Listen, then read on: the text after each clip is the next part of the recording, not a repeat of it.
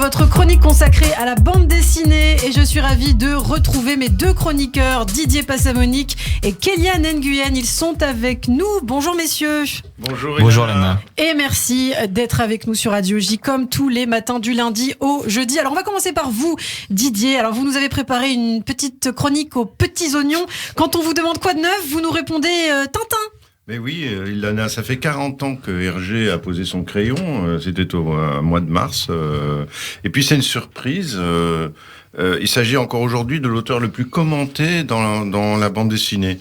Renaud Nattier, qui est le spécialiste du sujet, estime à plus de 600 les essais écrits sur Tintin. Je pense qu'il n'y a pas d'équivalent, même en littérature. Ouais. Et donc... voilà, on va commencer par le plus scandaleux, le plus accrocheur. Hein. Donc, il est signé par ce Renaud Nattier, qui est un distingué tintinologue et qui a écrit plusieurs essais à propos de Tintin. Et alors, il y a celui-ci, quoi. Alors, c'est accrocheur. Il s'intitule « Faut-il brûler Tintin ?» Ben oui, effectivement. Qu'est-ce qu'il n'a pas fait, l'affreux Tintin?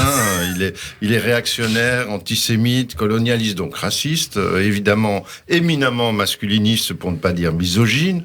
Il est anticommuniste. Il est devenu, paraît-il, une icône gay, tant sa sexualité apparemment inexistante semble pencher du côté des amitiés viriles.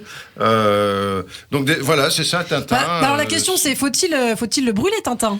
Ben la thèse de Nattier, c'est que non. Et pourquoi non? Parce que justement, il dérange. Hein. Et comme disait Cocteau, ce qu'on te reproche, cultive-le parce que c'est toi. Hein. Et donc au fond, Nattier dit, c'est parce qu'il est à contre-courant qu'il faut lire Tintin. Et il forge les vocables de tintinophobe et de tintinosceptique au passage, je pense. Donc voilà, c'est non formaté. Puis il y a d'autres albums qui sortent. Enfin, oui, un deuxième livre qui s'intitule Les Ultimes Secrets. Il y en a beaucoup en fait. Hein. Il y en a beaucoup. Donc les Ultimes Secrets, en fait c'est un livre d'érudition. Il est allé relire l'auteur qui s'appelle Bob Garcia est allé relire tout l'environnement c'est-à-dire le petit 20e, le journal de Tintin, etc., pour trouver des informations sur Tintin, et il a trouvé tout un paquet qui est publié. Donc il a lu 80 000 pages pour faire ce résumé sur les Ultimes Secrets. Et puis après, il y a deux autres bouquins qui sont encore plus...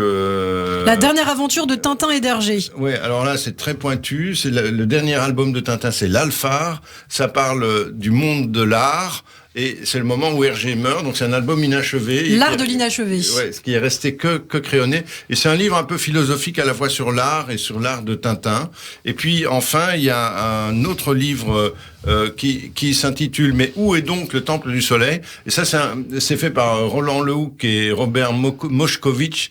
Et donc là, c'est fait par des scientifiques qui ont essayé de repérer exactement par rapport à l'élévation du Soleil et l'heure et tout, à quel moment l'éclipse du Temple du Soleil a eu lieu. Ils ont trouvé l'endroit, ils n'ont pas trouvé le temple.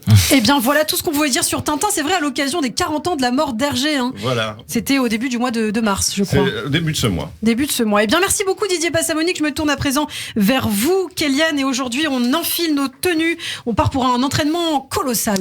Oui, vous avez l'habitude, le grand écart entre... On passe de Tintin à un webtoon, le webtoon français le plus lu, et qui vient de sortir en papier chez Jungle. Alors ça s'appelle Colossal avec un E. De quoi ça parle pour ceux qui ne connaissent pas?